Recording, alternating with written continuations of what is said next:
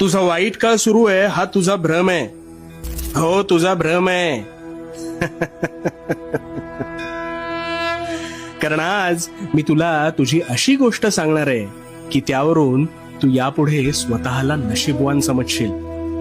आता ही गोष्ट अगदी शांतपणे पूर्णतः ऐक. अगदी दैनंदिन जीवनातील उदाहरण घेऊया.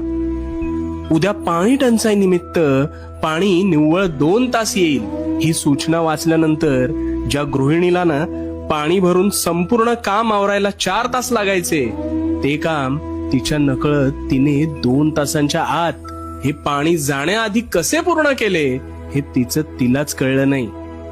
आता तू म्हणशील याचा तुझ्याशी काय संबंध आहे? ना, संबंध आहे. तुझ्यावर अल्पावधीत असेच काहीसे संकट येते आणि हे संकट आलं की तू आधी निराश होतोस.